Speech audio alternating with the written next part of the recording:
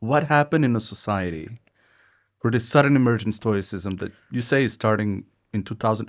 I cannot believe that it was only the movie. There must have been something that was happening in the culture, the arrival of internet, something else was going on for us to say, hey, let's go back to this old. Well, there were the four things that I mentioned earlier are factors, right? So there's trends for things like Buddhism, but then people are like, is there a version of Buddhism that's kind of more consistent with my cultural norms and values and stuff like that? People became more disillusioned with Christianity, but they sort of started to look for a philosophy of life that could potentially replace it, and so on and so on. But there is something else. So there was a rise in spirituality also in late 90s, like the New Age movement. I'll tell you what I think. Alternative, Stoicism has grown in popularity to some extent in parallel with the internet, right? It's a product in some ways, or its resurgence to some extent is a product of the information age, right? That's not a coincidence. Ancient philosophy to some extent arose in parallel with democracy in Athens. Socrates was born about a generation or so after the original democracy was founded in Athens. It was still a fledgling, nascent baby democracy when Socrates was alive and watching it. He saw its rise and he saw its collapse into a civil war and a dictatorship called the 30 Tyrants. So Socrates' philosophical method, and Socrates is like a precursor of the Stoics. He's their granddaddy.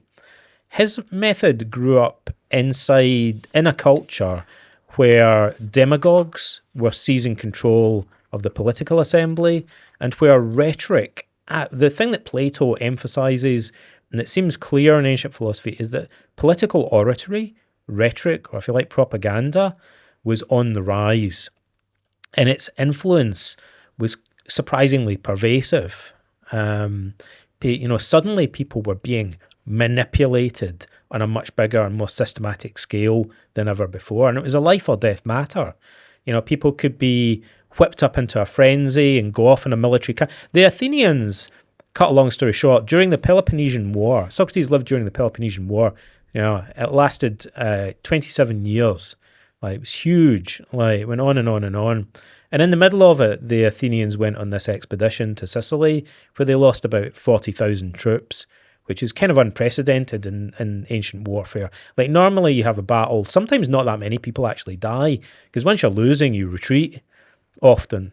So the casualties aren't necessarily colossal like that, but they really invested in this campaign because they got whipped up by orators into doing it, and it was absolutely catastrophic for them.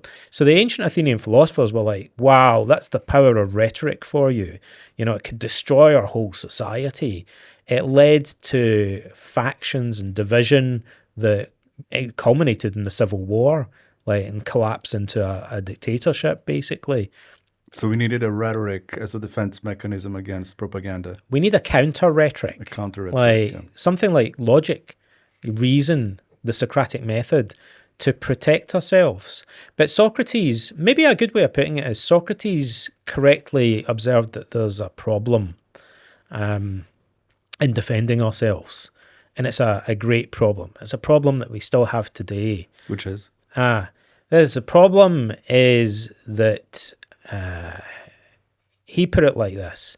Socrates said, wisdom is related to a famous maxim that's engraved outside the temple of the god Apollo at Delphi. It says, "Gnothaiseauton," or know thyself. And he said, to know yourself would almost be like an eye that could see itself. Wisdom would be like the eye that sees itself. How cool is that as an image? He says to his interlocutor, the guy he's talking to happens to be a famous Athenian general and statesman called Alcibiades. How could the eye see itself? Alcibiades, who's pretty sharp, says, I guess it would look in a mirror, Socrates. People thought Socrates was an idiot because they thought he was a buffoon, because often he would ask questions that were kind of simplistic to begin with, but then he would ask harder questions. Right. And he would say, yeah, you're right. So what's the best mirror for the human soul? Alcibiades is like, I don't know, you've got me there, buddy.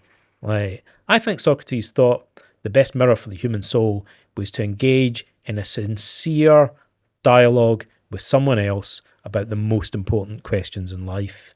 Kind of like we do in some ways. The closest thing to that now would be psychotherapy. Yeah.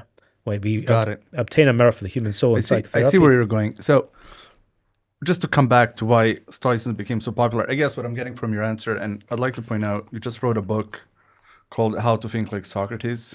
I did not get a chance to read it.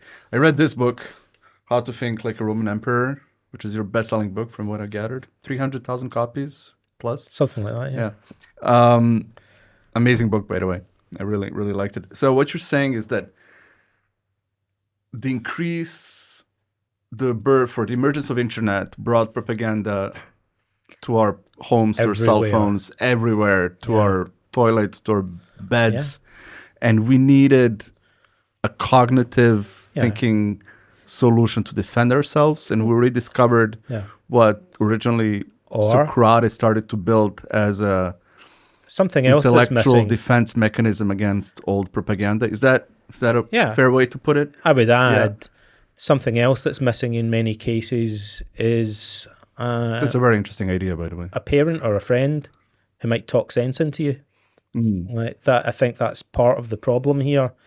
You know, I don't know exactly what's shifted there, but I feel like in the ancient world and throughout history, one of the things that's helped us to maintain perspective in life is talking to other human beings, like having friends, parents, siblings that we can talk to about politics and about depression and about the meaning of life and potentially.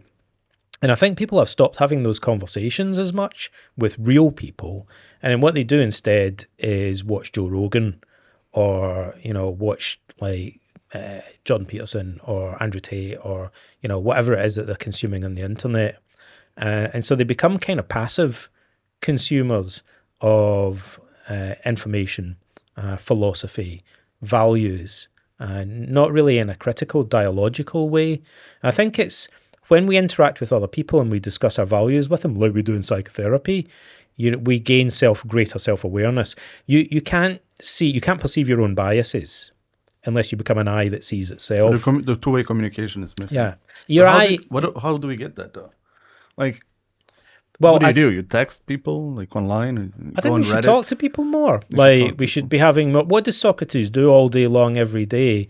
Is he talks to people. Just talking. He talked to random people. He was crazy for talking to people. He talked to rich people, poor people, foreigners, slaves, and most controversially of all, Socrates did philosophy with women.